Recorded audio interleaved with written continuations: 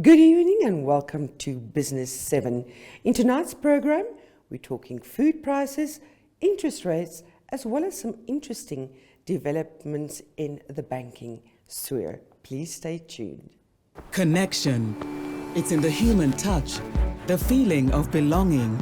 It inspires us and empowers us, creates clarity from complexity. It starts new conversations, unlocks the power of advice, and makes an impact on your life. At Alex Forbes, we pioneer insight to provide you with advice that connects your decisions of today to your impact tomorrow.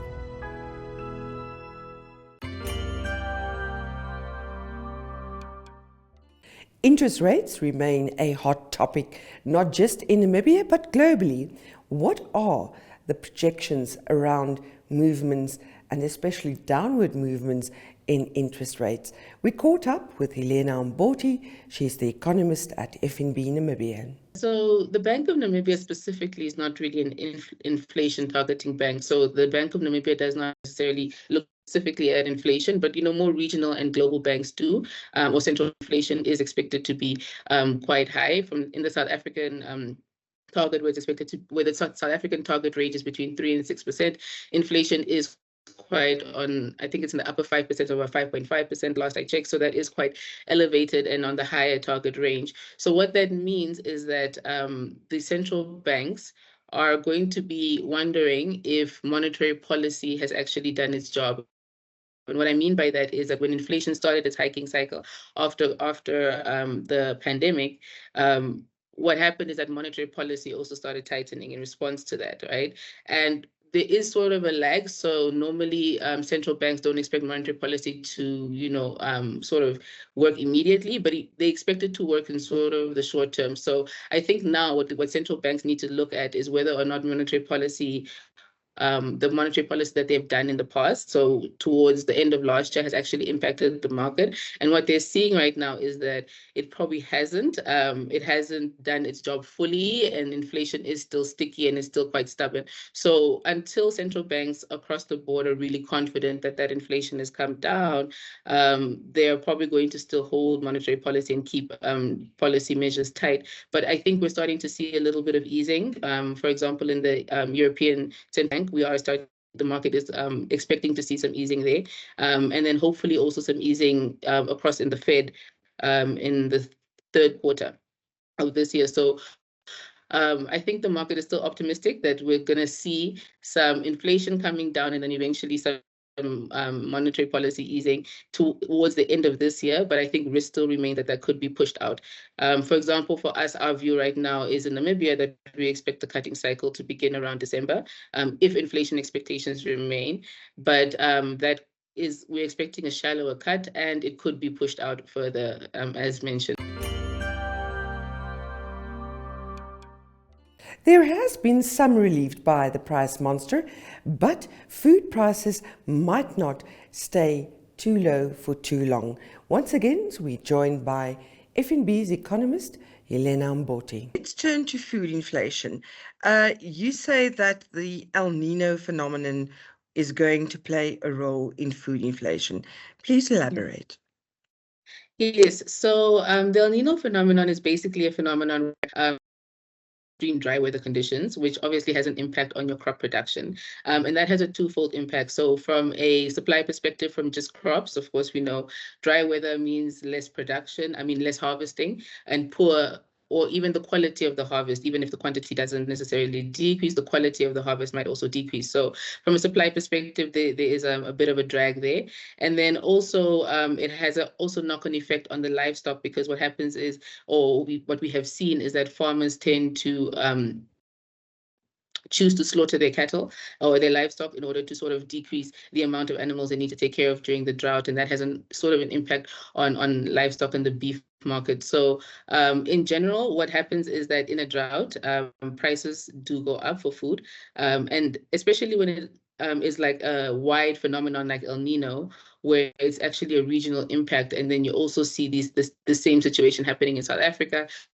So you have like an extra knock also from an import perspective. So any extreme dry conditions. So it's not really the fact that the weather is dry, it's more the unexpected nature and the extremity of it. So any extreme nature of weather conditions will sort of surprise the market, and that will cause shifts. But initially, when the El Nino started about a year ago, I think farmers were sort of confident that they would be able to handle it at least one season. I think it has prolonged a little bit longer than usual, or not usual than expected.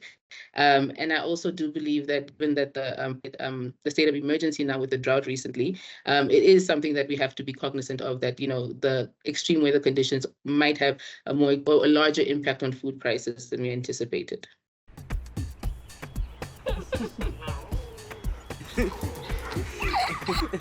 Let me can show you something.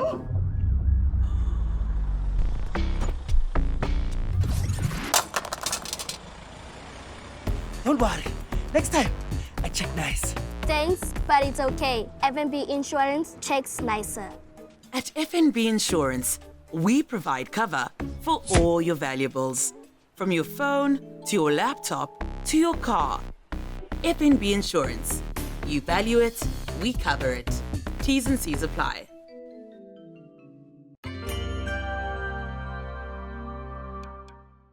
Let's move to Africa for a moment and take a look at the business highlights on the continent the past week as compiled by Reuters.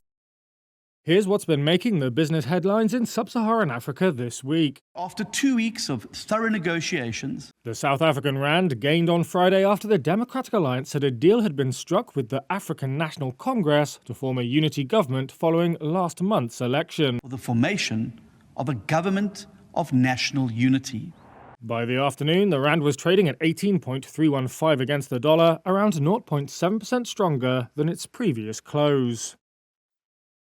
Cocoa prices rose back above $10,000 per metric ton on Thursday, heading towards all-time highs as the chocolate industry's supply crisis worsened. That's after top producer Ivory Coast halted cocoa exports for June and forward sales for the next season, and Ghana, the world's second largest producer, looked to delay delivery of up to 350,000 tons of beans to next season due to poor crops. South African paid television company MultiChoice said on Wednesday that it had swung into a loss of 706 million rand, or $38 million, in the year to March. MultiChoice said volatile and weaker local currencies, power challenges in markets like South Africa, and a weak consumer environment due to rising inflation and high interest rates had created an extremely challenging environment. Gasoline deliveries from Nigeria's huge and strategically important Dangote refinery are delayed until July, Africa's richest man, Aliko Dangote, told local media. The 650,000 barrel per day refinery had aimed to begin domestic gasoline deliveries in May. And finally, Singapore-based consumer group Tolaram has agreed to buy Diageo's 58.02% shareholding in Guinness, Nigeria, the Nigerian brewer said in a statement on Tuesday. The transaction is expected to complete during the 2025 financial year, subject to regulatory approvals, with Diageo retaining ownership of the Guinness brand, which it will license to Guinness Nigeria.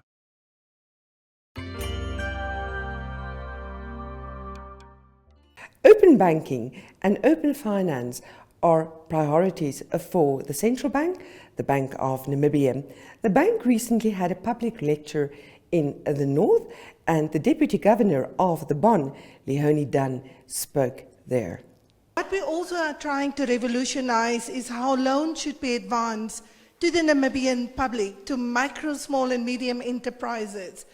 And what we are working towards is what we call open banking and open finance, using the instant payment solution as an example. Once you transact on instant payment solution and you have what we call a digital identification, your information, your entire footprint with your permission in the financial services sector can be harnessed by those that advance credit. And without you even applying for credit, they will reach out to you and say, looking at your behavioral patterns, how you spend your money, how you save your money, where you spend your money, You are worthy of credit. Your business is worthy of credit. And they offer the credit through you via a digital platform. So digital identification is another big challenge that Governor placed before our doors to solve. In Namibia, we've got the blue identification card. You know and I know you have to have it with you all the time. The ID works to unlock opportunities to access finance, to open accounts, etc. But is it truly valuable in being economically included within the financial system? So the governor challenged us, and our other assistant deputy governor at the moment, Mr. Ikwa, he built a prototype that allows your identification to be verified against Home Affairs data within milliseconds. We're only waiting for a law to be passed in Parliament. It was then November. It was removed. Once that law becomes operational, your bank, whomever you transact with, can verify your ID within milliseconds against Home Affairs database. But that's still not the solution. So Mr. Ikwa is part of a national project where we truly want to create a digital identification for you. And that will be your ID with which you transact, with which you access public infrastructure, like going to the clinic, getting medical supplies, whatever you need as an ordinary member of the Namibian society. That is what you are identified with.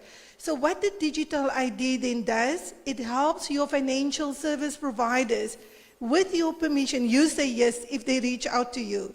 Click the button, then they harness your information within the financial ecosystem, and they then offer you the finance. And all of this happens in less than a minute. So that's the ideal future state to which we are working towards, to help you to really unlock opportunities of being included. We're staying with the Bank of Namibia and their public lecture recently in the north. Leonie Dunn, the Deputy Governor of the Central Bank, also spoke about consumer protection. Let me start with consumer protection. In both the Bank of Namibia Act and the Namibia Financial Institution Supervisory Authority Act, there are what I will call light rules around fair play when it comes to market conduct and consumers of financial services. What does that mean? It means that there are certain rules that in 2025 we should be seeing one passed through Parliament and implemented. But currently, we have got various rules that we've put out to the providers of financial services. For instance, if somebody walks through the doors that want to apply for a loan, that contract must be explained to you in your mother tongue so that you can understand what you are signing to. That is one of the rules. Another one, if you are unhappy with how they treated you or the service they provided you, even if you lost money, you file a complaint with us for banks or with NAMFISA for the insurance, asset managers, etc. And we investigate those complaints, and at most times, we settle the matter between the financial service provider and you, the consumer. But going forward, the Bank of Namibia with NAMFISA, the Ministry of Finance, just finalized a document that will go through Cabinet. It's called the Namibia Financial Sector Transformation Strategy. That will become a public document once Cabinet approves it. And in that document, we are proposing the investigation of an optimal structure for Namibia around consumer protection. And in there, one of the things that we will be looking at, should we, like neighboring South Africa, establish an independent adjudicator that independently adjudicate matters between the consumer and the financial service provider. So we are giving ourselves a very short timeline to look at that. But again, it's a public document. If you've got questions around that, once it's approved by Cabinet, talk to us and we will unpack it for you further. Every day, you make choices that make you legendary. Journey together with us on the path to securing your legacy as a member of the League of Legends. With the Select Platinum Bundle Fee Premium Bank offering, you will access tools that will enable you to thrive. If you earn 850,000 Namibian dollars per annum or more, you can apply for this offering today via bankventug.com.na for only 447 Namibian dollars per month. Bank Ventug, a member of Capricorn Group. Kazimbiri Zimburuka, he is the Communications Director of the Bank of Namibia, at the public lecture of the Central Bank recently spoke about illegal financing schemes. Illegal financial schemes are quite a challenge for the Bank of Namibia as an authority. And really it's on two fronts. One, these people are duping you, or they are taking away your hard-earned income, right? By lying to you, by coming to you with all manner of benefits that they are promising to you that will be realized if you invest in some of these schemes. And we all know that all of these things do not work out. They promise you returns, and at the end of the day, those returns are not what you get out of that particular scheme at the end of the day. So for you as an individual, you lose out your hard-earned money. But also for the purpose of the mandate that we have around financial stability, we need to keep an eye on some of these funds so that they don't destabilize the financial system. If they go from the traditional sort of platforms and go into these non-traditional platforms, it's something that we need to keep an eye on. So one of the things that has happened in the past year or so, our Act, the Parliament has decided to give us more powers in terms of how we deal with illegal financial schemes. And right now, at present, there is now a process within the bank where we investigate some of the schemes. If you tell us about them, if you have noticed that somebody is duping somebody, or somebody is trying to defraud somebody in a particular scheme, you report that to the Bank of Namibia. There is an investigation that happens very quickly behind the scenes, and action is taken against the culprit in conjunction with law enforcement agencies. And law enforcement agencies is the Namibian police in this particular case. Because we don't have those criminal powers to arrest people, so we report those particular schemes to the Namibian police, who then take further action. So those are the sort of measures that are being taken. But what do you need to do? You need to really educate yourself around what are some of these schemes and what do they promise you as an individual. If somebody comes and promises you something that is pie in the sky, come invest your 100 Namibian dollars, tomorrow you will get 400 Namibian dollars back. We know that is impossible. If you put any product that is out there, even an interest-bearing product that is out there, you will earn maybe 5% or at the most 7 or 8% at commercial banks or even at NAMPost. But now if somebody comes to you and says, put $100, you get 400 Namibian dollars back, then that is suspicious. If somebody comes to you and says, come put 100 Namibian dollars, also go and recruit other people, bring another 100 Namibian dollars and you get something out of that, then you know those are red flags that you need to be suspicious about, and stay very far from those individuals that are doing some of these things in our society. Because if you don't stay very far, once the Bank of Namibia investigates, you might also become one of the people that can get arrested potentially. So stay very far from those type of people and individuals. That's it for Business 7 for tonight. We're playing out with an interview from Trigon Metals. Trigon, of course, the owner of the Combat Mine in Namibia, and they had a bumper quarter. Until next time, goodbye.